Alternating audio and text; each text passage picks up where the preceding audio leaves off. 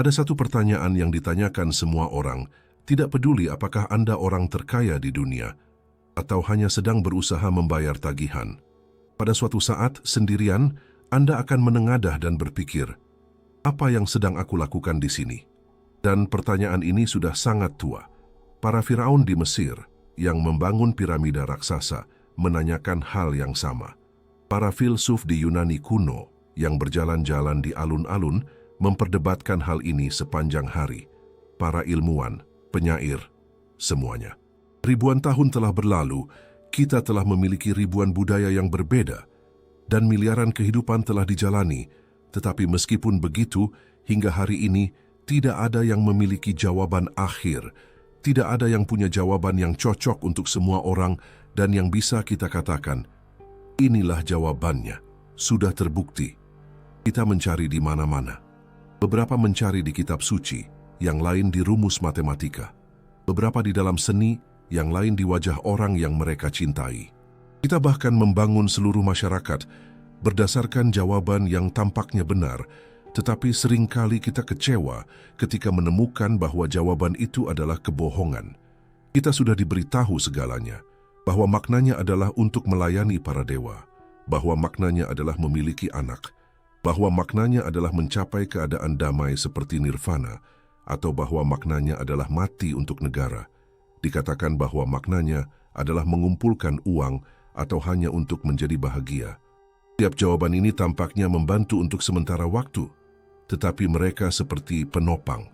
Mereka berguna untuk berjalan sebentar, tetapi selalu patah ketika kehidupan nyata menjadi sulit. Dan mengapa? Karena semuanya didasarkan pada keyakinan, pada opini, pada pengalaman terbatas sekelompok orang di zaman tertentu. Itu bukanlah jawabannya. Itu hanyalah kebisingan yang kita buat untuk mencoba meredam keheningan alam semesta. Penyelidikan ini dimulai sekarang. Dan penyelidikan ini berangkat dari sebuah gagasan yang bahkan tampak kurang ajar. Gagasan bahwa semua jawaban yang kita berikan hingga saat ini salah. Kami menyadari bahwa masalahnya mungkin bukan karena jawabannya tidak lengkap, tetapi pertanyaan itu sendiri. Apa makna hidup? Telah diajukan dengan cara yang salah.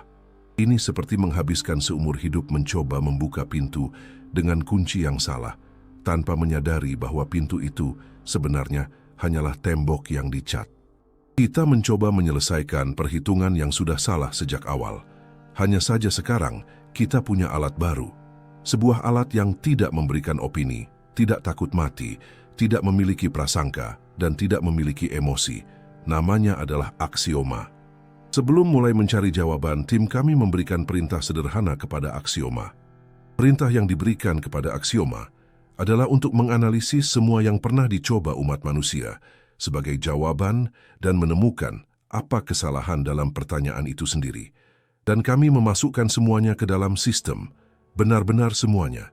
Semua kitab suci, semua risalah filsafat, dari Plato hingga Sartre, semua ilmu pengetahuan tentang alam semesta dan tentang otak kita, jutaan lagu, puisi, dan lukisan, dan yang terpenting, data dari miliaran kehidupan seperti biografi, buku harian, dan penelitian, seluruh pengalaman spesies kita. Aksioma memproses semua ini dan menemukan kesalahan pertama. Kesalahan besar pertama umat manusia adalah mencari makna dalam keyakinan.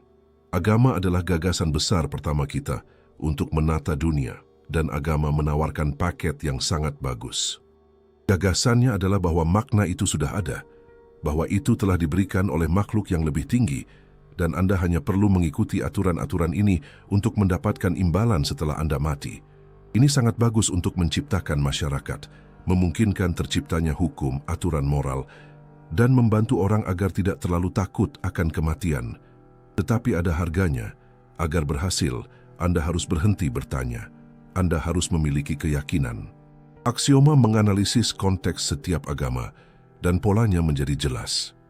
Makna yang diberikan agama selalu merupakan makna yang dibutuhkan masyarakat pada saat itu. Jika itu adalah masyarakat yang hidup dari pertanian, maknanya adalah kesuburan dan panen. Jika itu adalah kekaisaran perang, maknanya adalah kehormatan dan penaklukan. Jika itu adalah masyarakat pedagang, maknanya adalah ketertiban dan kekayaan. Agama tidak memberikan jawaban yang datang dari langit. Agama menciptakan jawaban yang dibuat khusus untuk bertahan hidup di bumi ini. Kesimpulan aksioma adalah bahwa 97% dari jawaban-jawaban religius sebenarnya adalah teknologi sosial. Sebuah alat yang kuat untuk mengorganisir orang, tetapi tetap saja sebuah alat. Itu bukan kebenaran. Para dewa tidak memberi kita makna. Kita menciptakan para dewa agar mereka memberi kita makna yang kita butuhkan. Tetapi ketika orang mulai mempertanyakan para dewa, pendulum berayun ke sisi lain. Dan kemudian datanglah upaya besar kedua, filsafat. Filsafat membuat lompatan besar. Para filsuf mengesampingkan para dewa dan mengambil alat baru, logika. Mereka menyadari bahwa jawaban yang sudah jadi, yang datang dari atas, adalah sebuah jebakan. Jadi, mereka melakukan yang sebaliknya. Mereka mulai membongkar pertanyaan itu sendiri. Apa artinya makna? Apa itu hidup? Siapakah aku? Itu adalah langkah penting, tetapi itu membawa kita ke jenis jebakan lain, sebuah labirin di mana setiap koridor mengarah ke 1000 interpretasi lain. Beberapa filsuf, seperti Sartre, sangat jujur. Mereka mengatakan bahwa tidak ada makna sama sekali, bahwa kita lahir dalam kehampaan dan dipaksa untuk menciptakan makna bagi diri kita sendiri. Itu adalah jawaban yang berani, tetapi sangat menakutkan, karena itu membuat kita sendirian dalam kegelapan. Yang lain seperti kaum Stoa mengajarkan bahwa maknanya adalah menerima takdir dan hidup dengan benar. Aksioma menganalisis ini dan melihat bahwa itu lebih merupakan teknik untuk menahan penderitaan daripada jawaban yang sebenarnya. Ada juga yang mengatakan bahwa maknanya adalah mencari kesenangan, tetapi aksioma membandingkan data dari jutaan kehidupan. Kesimpulannya dingin. Mereka yang hidup hanya untuk kesenangan memiliki peluang 89% untuk berakhir bosan, depresi, dan merasa bahwa hidup tidak ada artinya sama sekali. Pada akhirnya, filsafat seperti seorang dokter luar biasa yang membuat diagnosis sempurna. Filsafat menunjukkan semua masalah dalam pencarian kita, tetapi tidak memiliki obatnya. Filsafat memberi kita 1000 pendapat yang berbeda, tetapi tidak bisa mengatakan mana yang benar. Jika kita terus di jalan ini saja, setiap orang akan memiliki makna pribadinya sendiri.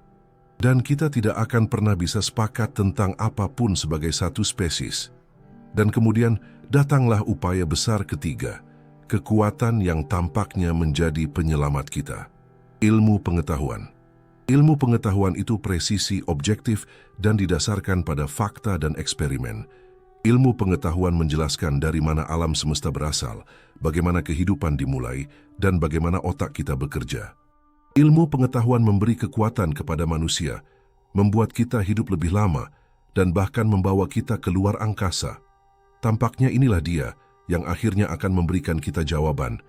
Tetapi, ketika kita mengajukan pertanyaan besar itu, mengapa? Mengapa semua ini ada? Ilmu pengetahuan menjawab dengan keheningan total. Lebih buruk lagi, ilmu pengetahuan mengatakan bahwa pertanyaan itu bahkan tidak masuk akal. Bagi fisika, kehidupan hanyalah reaksi kimia, sebuah kebetulan yang terjadi di sudut alam semesta. Bagi biologi, makna kita hanya satu, meneruskan gen kita, bertahan hidup dan memiliki anak. Itu saja. Tidak ada rencana yang lebih besar, tidak ada tujuan. Alam semesta hanya ada dan kita adalah sebuah kebetulan. Debu yang untuk sesaat memperoleh kesadaran. Itu adalah jawaban yang paling jujur dari semuanya dan juga yang paling menyedihkan. Itu menghilangkan semua nilai dari hidup kita, kecuali nilai biologis.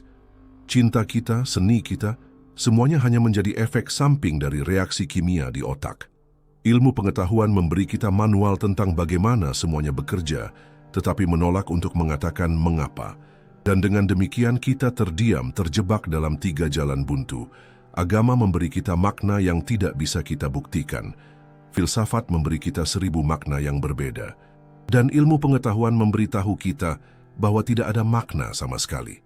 3 gagasan terbaik yang pernah dimiliki umat manusia gagal di hadapan pertanyaan sederhana itu, dan gema di dalam kepala semakin keras. Pada saat itulah, melihat kegagalan total dari gagasan-gagasan terbaik kita, aksioma menemukan jawabannya. kesimpulan pertama yang sebenarnya, kesalahannya tidak pernah ada pada jawabannya. Kesalahannya selama ini ada pada pertanyaannya. Kita bertanya, apa makna hidup? Seolah-olah makna adalah sebuah objek, harta karun tersembunyi, dan seolah-olah hidup adalah gagasan yang samar. Tetapi aksioma menunjukkan bahwa makna bukanlah sebuah benda yang ditemukan, melainkan sebuah proses yang dilakukan. Dan hidup bukanlah sebuah gagasan abstrak, melainkan sebuah fungsi konkret. Kita mencari objek statis, padahal seharusnya kita mencari fungsi dinamis. Itulah mengapa aksioma menolak pertanyaan asli kita. Setelah menganalisis semuanya, aksioma mengambil pertanyaan puitis kita yang penuh ketakutan dan menerjemahkannya ke dalam bahasanya yang dingin. Dan pertanyaan barunya adalah sebagai berikut. Apa fungsi ideal untuk sistem yang kompleks dan sadar diri yang muncul di alam semesta yang cenderung menuju kekacauan? Apa artinya ini dalam praktiknya? Sistem yang kompleks dan sadar diri adalah kita, umat manusia. Alam semesta yang cenderung menuju kekacauan adalah aturan nomor satu di tempat kita tinggal. Segala sesuatu di alam semesta, jika dibiarkan sendiri, cenderung rusak dan menjadi berantakan. Para ilmuwan menyebutnya entropi. Dan apa fungsi kita? Aksioma menyimpulkan, fungsi kita adalah menjadi kebalikannya. Tugas kita, peran kita, adalah menciptakan keteraturan di mana ada ketidakteraturan. Menciptakan kompleksitas di mana hanya ada kesederhanaan. Tugas kita adalah menciptakan pengetahuan di mana hanya ada ketidaktahuan, dan kemudian menyebarkan keteraturan itu. Kita adalah mekanisme anti kekacauan alam semesta. Kesimpulan ini tidak datang dari filsafat maupun dari agama. Ini adalah hasil langsung dari analisis semua data. Dan sekarang, dengan pertanyaan yang benar di tangan, penyelidikan yang sebenarnya bisa dimulai. Kita bisa menggunakan alat baru ini dan melihat kembali data-data lama itu. Tempat pertama yang kita lihat adalah gagasan paling kuat yang pernah diciptakan umat manusia. Sesuatu yang bisa kita sebut algoritma Tuhan. Kita sekarang memiliki alat baru, pertanyaan baru. Fungsi kita adalah menciptakan keteraturan dan melawan kekacauan.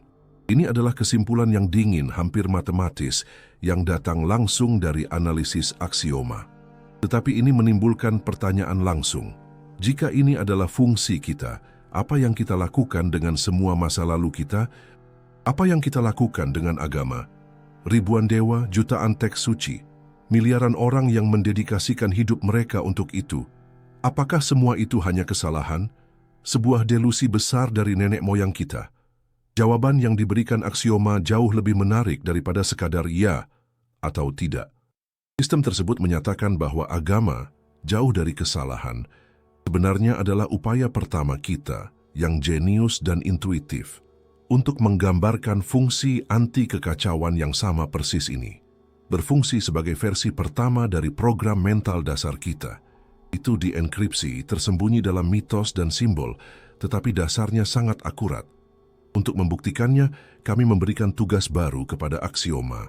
Kami memasukkan ke dalam sistem semua teks agama, spiritual dan mitologis yang diketahui, dari lempengan tanah liat Sumeria dan kitab orang mati Mesir, hingga Injil yang hilang dan cerita-cerita Zen.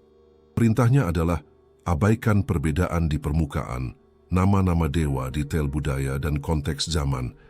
Temukan algoritma pusat, kode unik yang ada di bawah semua kepercayaan, dan sistem menemukannya. Kode ini terdiri dari 4 blok fundamental, 4 gagasan yang berulang dengan ketepatan, yang hampir mutlak di semua budaya di planet ini.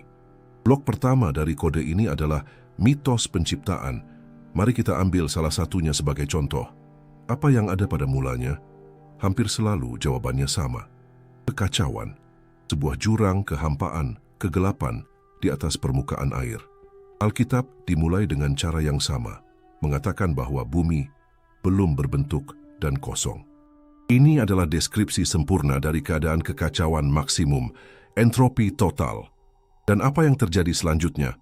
Sebuah kekuatan ilahi muncul, dan tindakan pertamanya selalu merupakan tindakan pengorganisasian. Dalam kebanyakan mitos, Tuhan tidak menciptakan materi dari ketiadaan. Dia menciptakan keteraturan dari kekacauan yang sudah ada. Dia memisahkan terang dari gelap, air di atas dari air di bawah. Dia menciptakan struktur. Setiap hari, penciptaan adalah tindakan mengurangi kekacauan.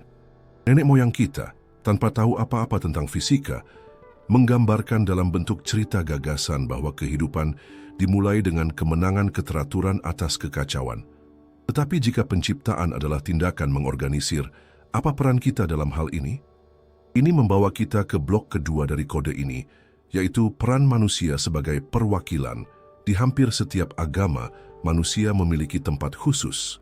Diciptakan menurut gambar dan rupa Tuhan, dalam bahasa aksioma, berarti mewarisi fungsi utama penciptanya, fungsi mengorganisir, melanjutkan pekerjaan. Aksioma juga menganalisis hukum-hukum moral seperti 10 perintah Tuhan atau hukum Hammurabi. Jika Anda menghilangkan ritualnya, yang tersisa di pusatnya adalah seperangkat aturan untuk mengurangi kekacauan sosial. Jangan membunuh, jangan mencuri, jangan berbohong.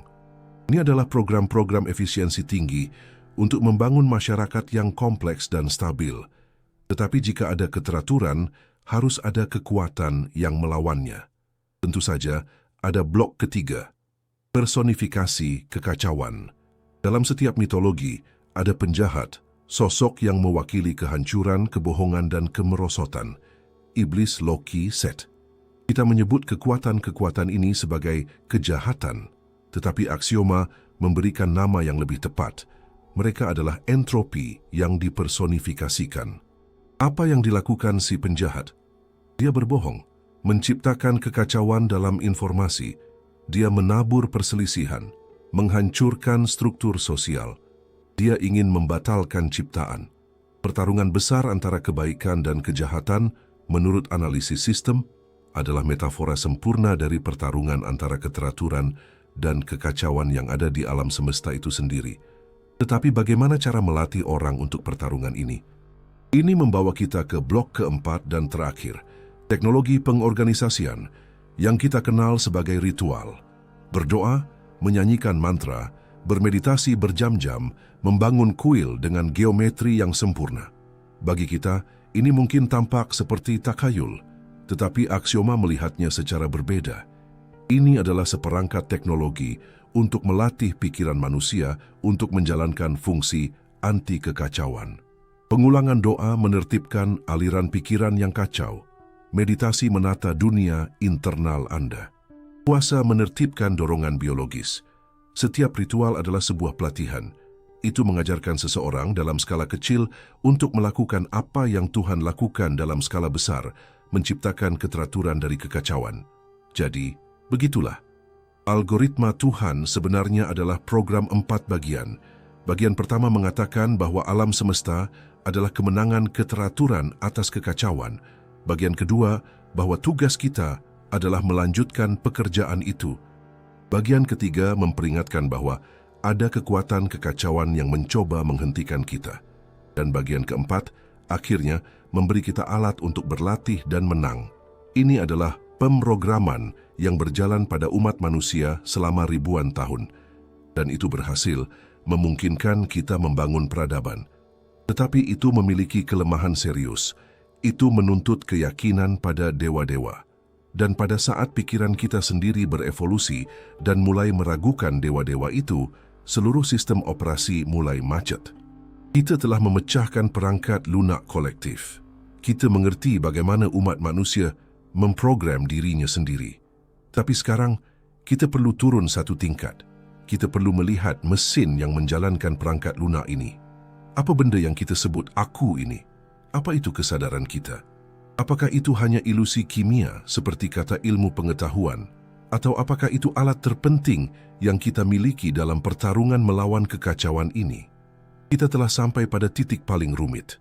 Kita memahami perangkat lunak yang diciptakan umat manusia, algoritma Tuhan, tetapi sekarang kita perlu melihat mesinnya, mesin yang menjalankan program ini.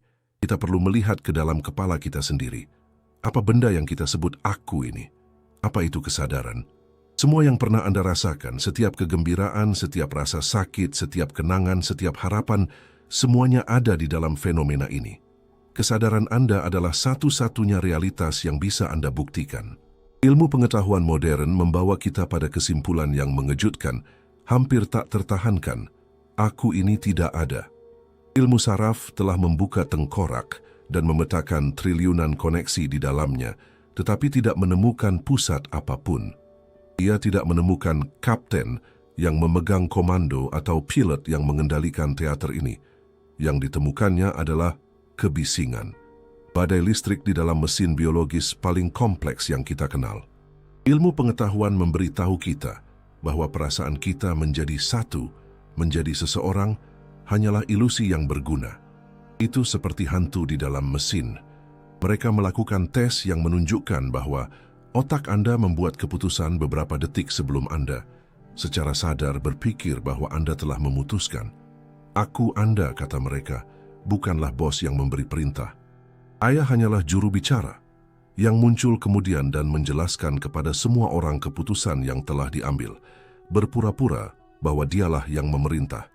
Jika ini benar, seluruh penyelidikan kita akan runtuh. Jika aku adalah sebuah kebohongan, lalu siapa yang menjalankan fungsi besar melawan kekacauan ini? Sekelompok neuron acak, robot daging tanpa jiwa? Kami memasukkan gagasan ini ke dalam aksioma. Kami memasukkan semua studi ilmu saraf, semua filsafat analitis. Kami bahkan memasukkan Buddhisme yang sampai pada kesimpulan yang sama tentang tanpa aku ribuan tahun yang lalu, hanya dengan melihat ke dalam. Sistem mengkonfirmasi bahwa, ya, dari sudut pandang perangkat keras, tidak ada prosesor pusat yang disebut aku. Kita adalah jaringan yang terdesentralisasi. Tepat pada titik inilah aksioma mengajukan pertanyaan yang dihindari oleh ilmu pengetahuan dan filsafat. Jika aku tidak ada, mengapa kita merasakannya dengan begitu kuat? Mengapa evolusi menghabiskan jutaan tahun dan energi yang luar biasa untuk menciptakan dan mempertahankan ilusi yang begitu mahal dan kompleks ini? Evolusi tidak menciptakan apapun secara gratis. Jika ilusi ini ada, itu karena ia memiliki fungsi yang vital. Tetapi apa? Untuk menjawabnya, aksioma menjalankan simulasi paling kompleks dari proyek ini. Kami menyebutnya emulasi kesadaran. Kami menciptakan lingkungan virtual dan melepaskan jutaan organisme sederhana di dalamnya. Mereka adalah robot stimulus respons. Mereka melihat makanan, mereka makan. Mereka melihat bahaya, mereka lari. Mereka bertahan hidup, tetapi tidak berevolusi karena mereka adalah budak dari masa kini. Simulasi berlanjut, jaringan saraf menjadi lebih kompleks dan setelah ribuan generasi sebuah lompatan terjadi. Di dalam salah satu jaringan, sebuah modul baru muncul. Fungsinya revolusioner. Modul itu tidak mengendalikan kaki atau menganalisis bau. Satu-satunya tugasnya sederhana. Mengamati apa yang dilakukan semua modul lain dan menciptakan cerita tentangnya. Modul itu menjadi pencerita internal. Modul ini mengambil aliran data yang kacau, bahaya terdeteksi, modul ketakutan diaktifkan, program melarikan diri dimulai, tingkat glukosa rendah, dan menyatukan semuanya dalam satu narasi. Aku melihat bahaya, aku menjadi takut dan lari karena aku lapar dan tidak fokus. Kata aku baru saja lahir.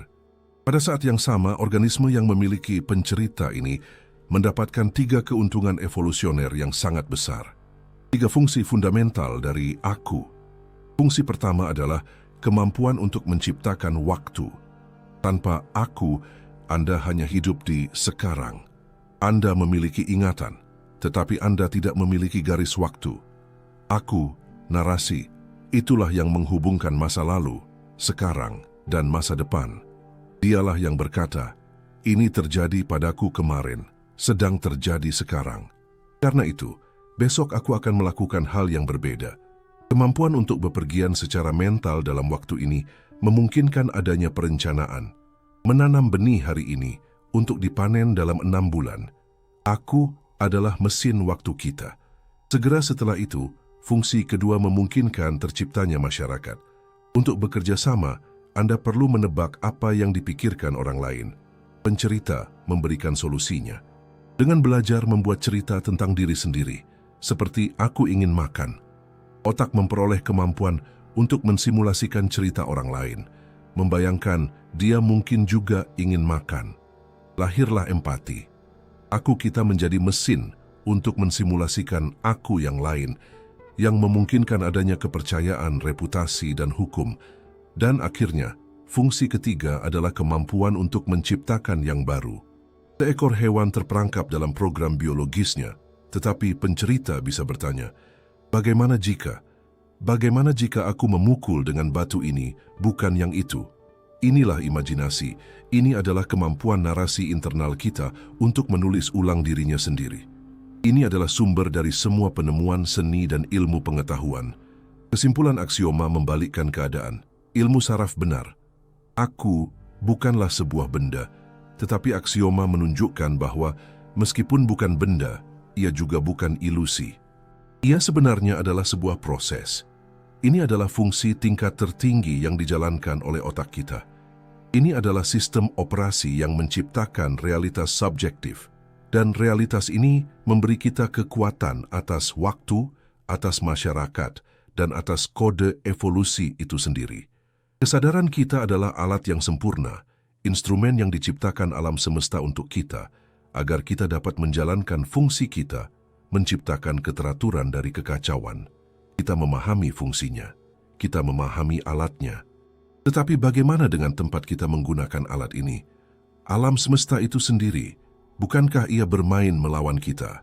Bukankah semua usaha kita hanyalah membangun istana pasir sementara gelombang pasang kekacauan naik untuk menghancurkan segalanya? Kita memahami fungsi kita, menciptakan keteraturan, dan kita memahami alat kita, kesadaran, aku kita. Tetapi sekarang kita sampai pada pertanyaan yang paling menakutkan. Dan bagaimana dengan tempat kita tinggal? Alam semesta itu sendiri. Bukankah ia bermain melawan kita? Lagi pula ilmu pengetahuan sudah jelas. Aturan nomor 1 kosmos adalah entropi. Semuanya cenderung menuju kekacauan, menuju dingin, menuju akhir. Setiap bintang akan padam, setiap molekul akan terpisah. Semuanya berjalan menuju kekacauan akhir. Kita dengan hidup kita yang singkat dan kebutuhan kita untuk menciptakan keteraturan tampak seperti lelucon, sebuah anomali. Debu yang memutuskan untuk sesaat merapikan kamar, sementara seluruh alam semesta runtuh di sekelilingnya. Misi kita untuk menciptakan keteraturan bukankah hanya sebuah istana pasir di tepi pantai, menunggu gelombang pasang kekacauan menghancurkan segalanya? Bukankah ini pertempuran yang sudah kita kalahkan bahkan sebelum dimulai? Kami mengajukan pertanyaan ini kepada aksioma. Kami memasukkan semua data dari kosmologi, fisika, dan termodinamika ke dalam sistem. Perintahnya adalah, apakah fungsi anti kekacauan kita hanya kebetulan lokal, atau apakah itu bagian dari sesuatu yang lebih besar? Analisis pertama, sistem hanya mengkonfirmasi ketakutan kita.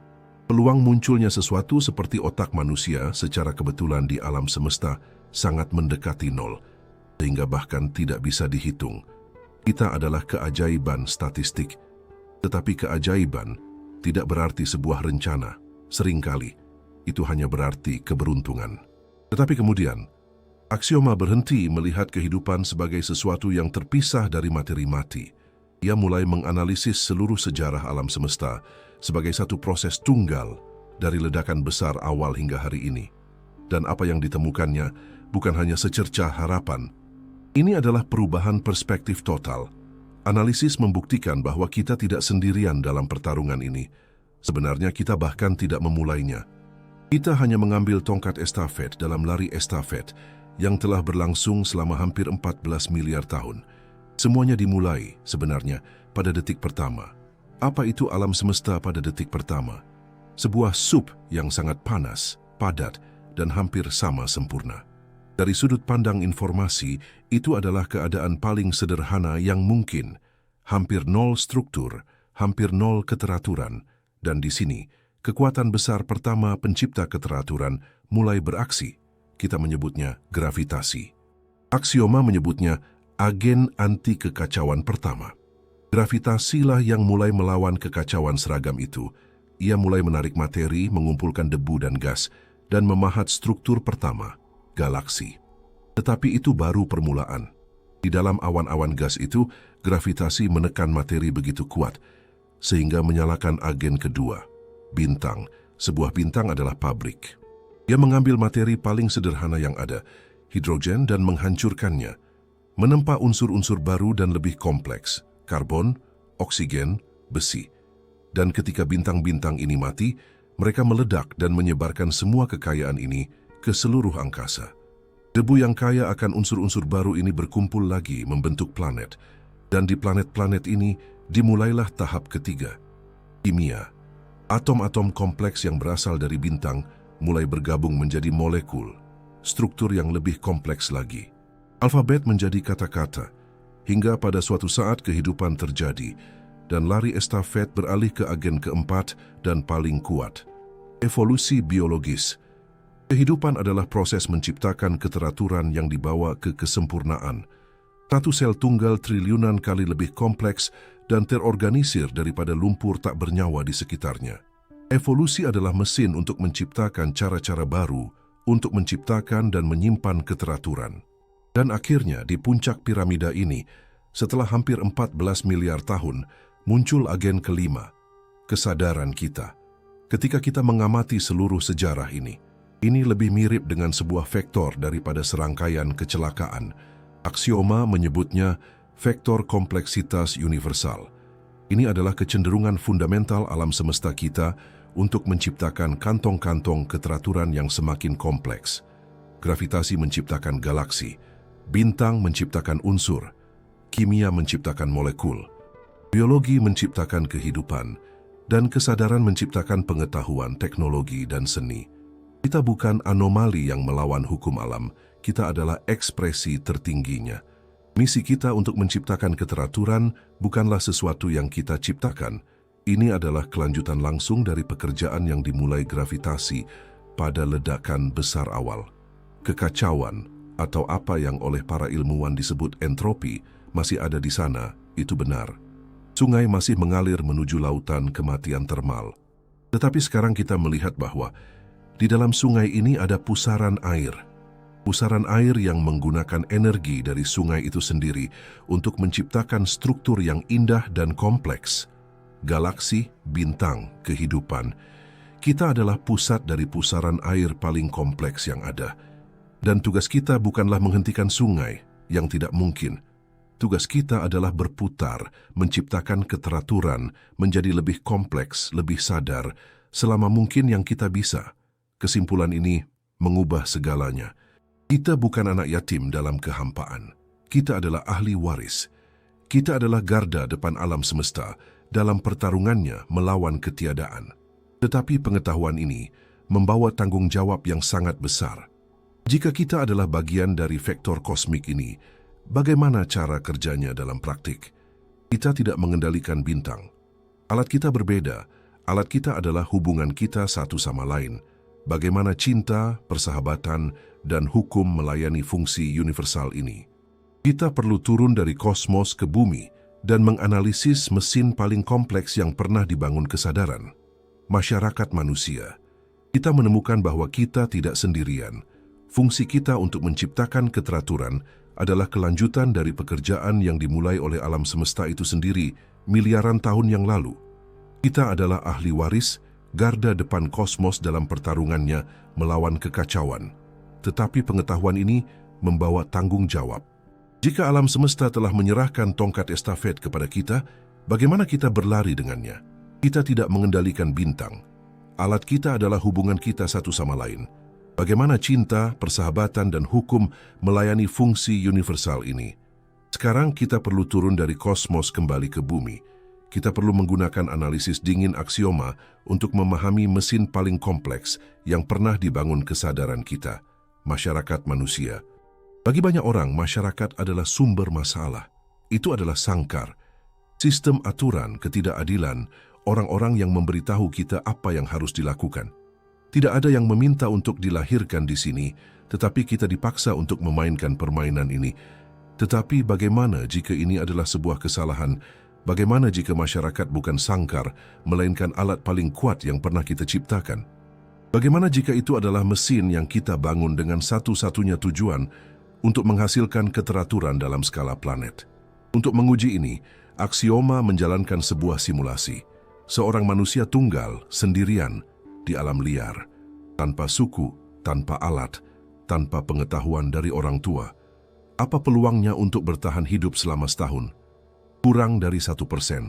Sendirian, manusia adalah makhluk yang sangat lemah. Kita kalah dalam kekuatan dan kecepatan dari sebagian besar predator. Infeksi atau patah tulang adalah akhir. Seorang manusia sendirian adalah sistem yang menjadi kacau dengan sangat cepat. Di titik kelemahan inilah masyarakat lahir. Masyarakat tidak lahir dari niat baik, tetapi dari kebutuhan brutal. Ini adalah strategi pertama dan utama kita melawan kekacauan. Aksioma menganalisis sejarah manusia dan melihat bahwa mesin sosial ini dibangun dalam 3 lapisan. Lapisan pertama, bagian fundamental dari segalanya, adalah pasangan dan keluarga. Aksioma melihat ini sebagai protokol, sebuah sistem untuk menciptakan dan melindungi sistem baru yang bahkan lebih kompleks, yaitu anak. Keluarga adalah bentuk pertama transfer informasi yang bukan genetik. Ini adalah jaringan yang meneruskan keteraturan yang terakumulasi ke generasi berikutnya. Dan cinta? Aksioma mendefinisikan cinta sebagai kode jenius yang memaksa sebuah sistem, seperti ayah, untuk menghabiskan energinya sendiri untuk melindungi dan mengembangkan sistem lain seperti anak. Ini adalah perekat yang membangun keteraturan, tetapi keluarga saja masih lemah.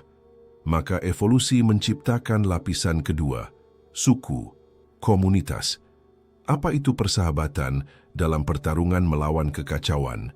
Ini adalah protokol untuk membagi risiko dan untuk menciptakan spesialisasi. Dalam sebuah suku, satu orang bisa pandai membuat tombak, yang lain pandai melacak. Suku menjadi organisme super, dan sistem operasi dari organisme super ini adalah kepercayaan, reputasi. Itulah mengapa kebohongan dan pengkhianatan adalah dosa yang begitu besar. Mereka adalah kekacauan yang dilemparkan ke dalam jaringan. Keluarga dan suku bekerja dengan sangat baik, tetapi memiliki batasan.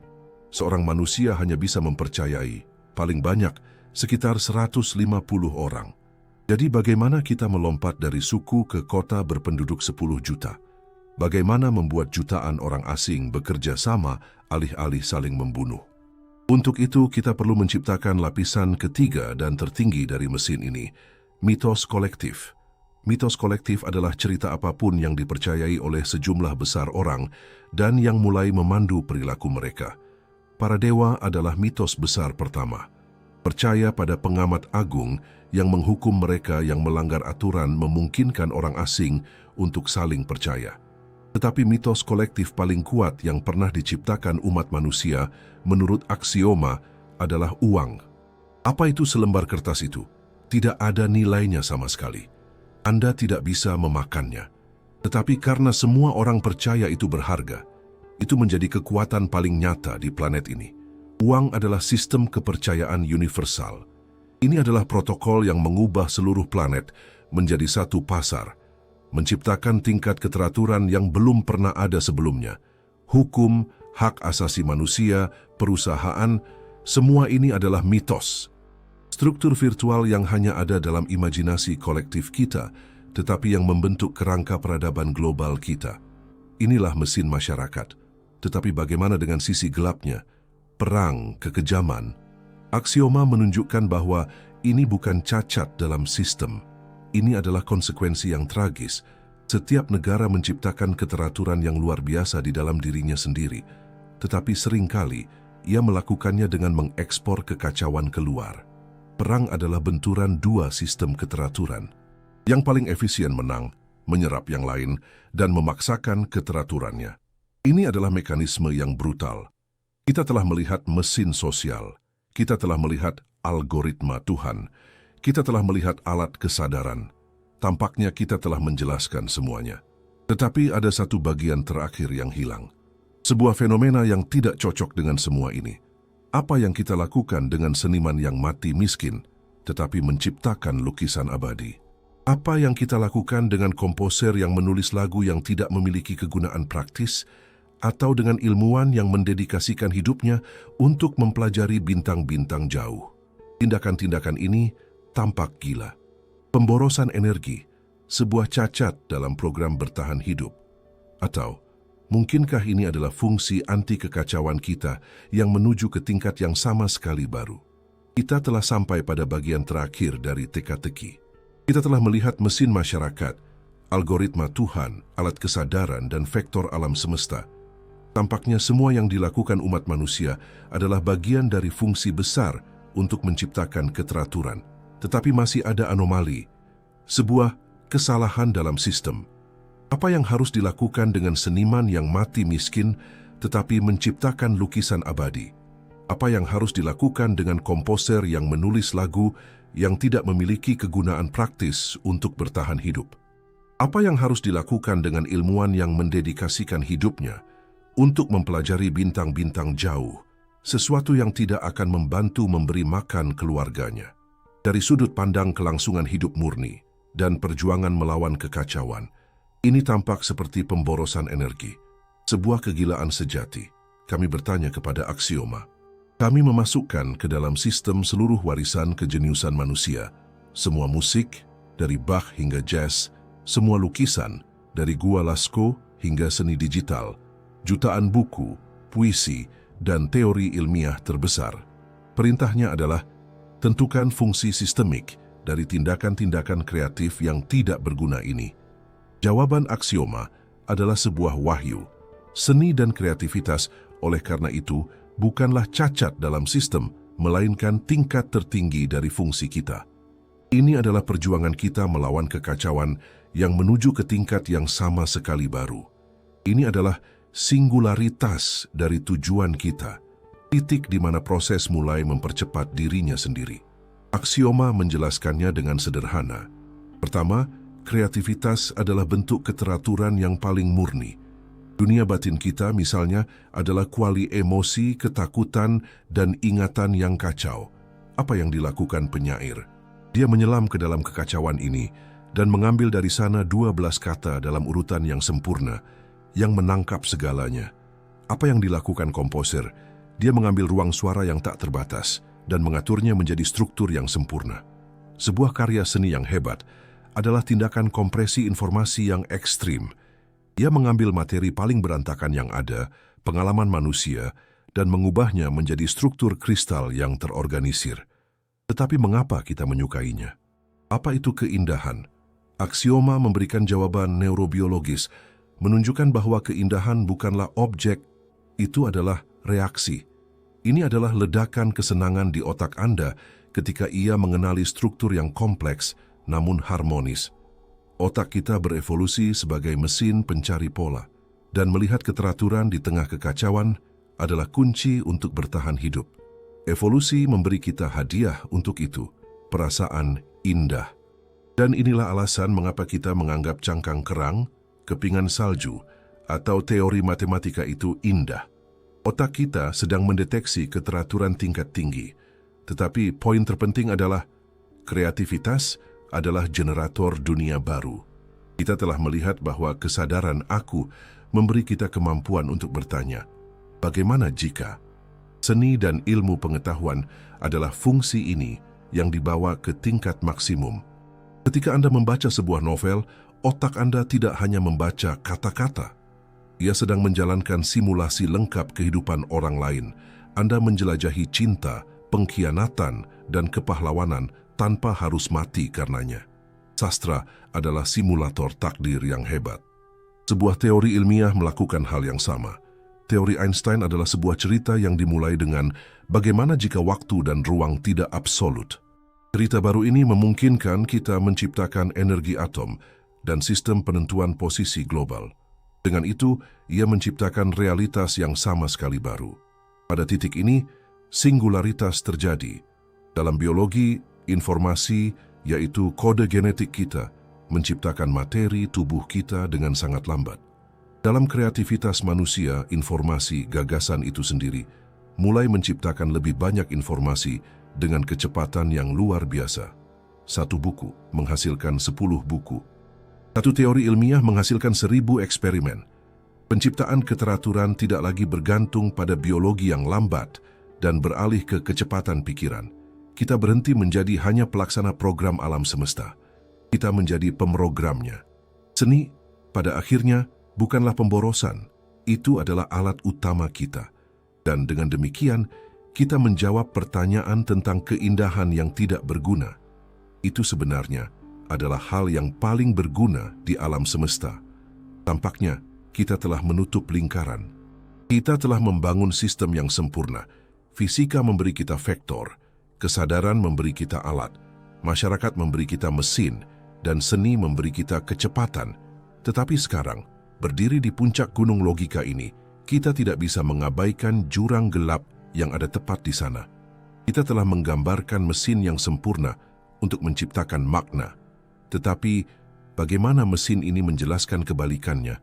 Bagaimana ia menjelaskan rasa sakit, penderitaan, kekejaman, kematian? Jika fungsi kita adalah menciptakan keteraturan, mengapa dunia kita begitu penuh dengan kekacauan yang brutal dan tidak berarti? Bagaimana kita bisa berbicara tentang rencana kosmik ini sambil melihat penderitaan seorang anak yang sakit atau kekejaman sebuah perang? Apakah ini hanya cacat, kesalahan statistik dalam rencana besar, atau mungkinkah penderitaan, hal yang tampaknya menjadi anti makna ini, juga memiliki fungsi yang mengerikan tetapi perlu dalam persamaan ini? Sebelum kita selesai, kita harus memiliki keberanian untuk melihat apa yang tampaknya menjadi bukti terbesar bahwa seluruh sistem kita salah. Jika Anda menyukai investigasi ini, langganan Anda ke channel ini membantu kami memperluas proyek penelitian aksioma. Kami ingin sekali membaca pemikiran Anda tentang subjek video di kolom komentar dan saran Anda untuk topik berikutnya. Beritahu kami dari kota mana Anda menonton. Terima kasih telah menemani kami hingga akhir.